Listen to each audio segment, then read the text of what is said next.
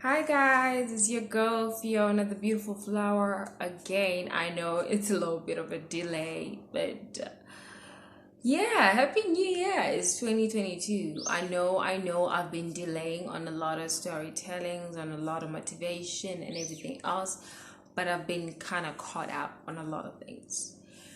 And some of the things I want to talk about, I came to a realization that about something about myself, about my family, about friends and people around me that what?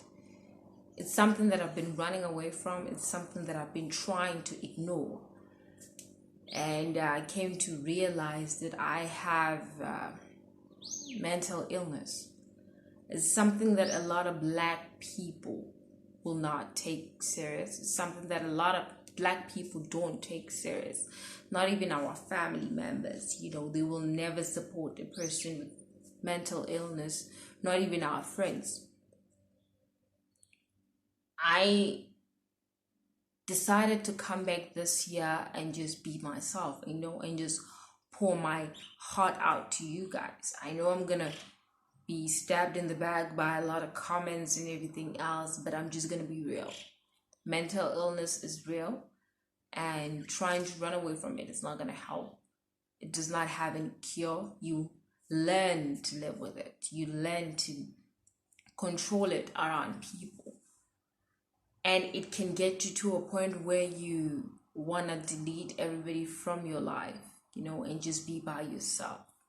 you know a lot of people don't understand that people who end up killing themselves is not because mostly they are pushed by other people or situations, but they are pushed because of mental illness. It's something that is very serious. It's something that is very painful. And I'm not the first and I'm not going to be the last person to talk about it, because literally a lot of people who talk about it are people who actually go through it, and there's going to be more people who actually try to talk about it as well, to try to clarify to people, to try to reach out to other people who don't have support, who think they're alone in this kind of situation. I have mental illness, and I would try everything that I can to try and control it, to try and not show it, to try, and control it and calm myself down with it.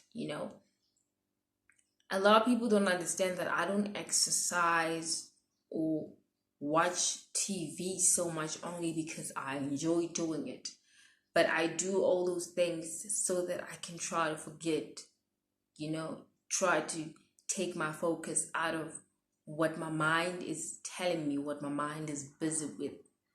And to show that it's a serious situation, some people don't even kill themselves because of it, they get killed by it.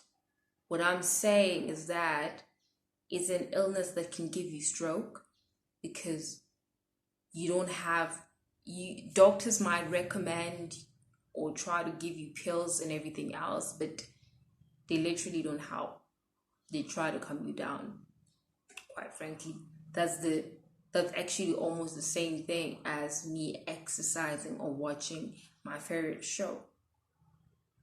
People with mental illness repeat shows, repeat watching the same thing over and over, and a lot of people who are around them might even end up saying, "Didn't you watch this before? How many times have you watched this?"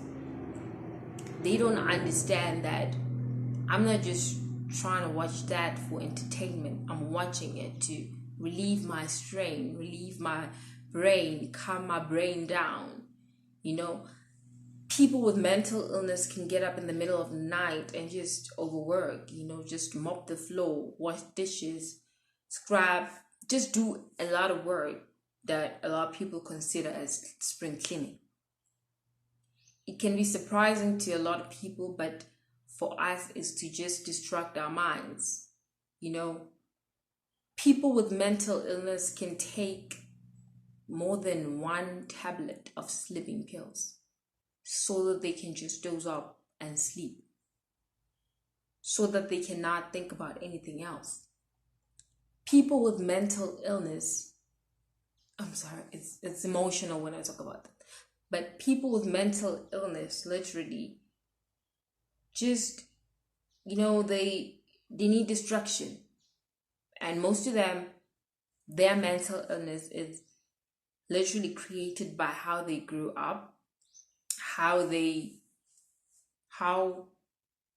can I say, everything that they've experienced in life, how it was dealt with by themselves, by their family members. It's not about blaming anybody in the family, but not being taken serious when you're going through something, when you are expected to be strong, when you're expected to not cry, when you are expected to just get over something in a week or so and not show your emotion. It's hard. It's frustrating. Especially when you're a person with mental illness, when you have to get up in the morning and you know that you have to accept that you're not like other people. You have to accept that you have failed a lot in life. You are not, there are people with mental illness who are not the cleverest in the world. Like everything that they do is failure. And a lot of people think that we can't use our minds to think. But when we do some other stuff that we are talented of, our gifts from God, they come out perfect. But when we have to mingle with other people and when they talk about certain topics that we cannot relate to, it's like we just overthink things and we make things up. And when we talk about those things and when we try to relate to all those things, we get judged, we get misunderstood. People with mental illness most of the time are always alone, and it's not because they feel some type of way. It's not because they hate people, but it's because they are misunderstood. People with mental illness, try as much as they can to be seen, to be heard, to be congratulated. That thank you, that you did great. What an amazing job you did. Even if it's one of the smallest things ever, literally means a lot to us. It definitely does. We try as much as we can to win. We are perfectionists. We've faced a lot of failures in our lives to a point when we fail even in the smallest things. They are big in our minds, and it can torture me for months or so. People with mental illness love dearly, and when they've been broken so much, they get afraid to commit, but they want to commit. And most of them are unlucky to be in relationships or so because they find people who don't really understand them, and I don't think they will ever understand them. And then they end up shutting people out, and then the relationships never go well. What I'm trying to say is that we need to be heard. How? I don't know. I don't have clues. But if anybody, would understand a person with mental illness, don't try to argue with a person with mental illness. Put yourself in their shoes. Try to do that. A lot of people, when they argue or come across a person who has mental illness, is something similar to depression. It's one to the same thing. You can't argue and say that we all have problems. You gotta stop sobbing around. We all have problems. Stop acting like you're the only one with problems. It's not about problems. for me, it's a lifetime illness that I have to deal with. Whether I have good news in my life, whether I have good news or not. Because mental illness in my life has been created by literally me not having great news to celebrate for years in my life. So when I receive that great news or a great move in my life, it's hard for me to celebrate it because I'm afraid that it might take a turn and hurt me in the end. So I'm pleading with people to try and understand us. I'm at the point in my life where I want to be alone.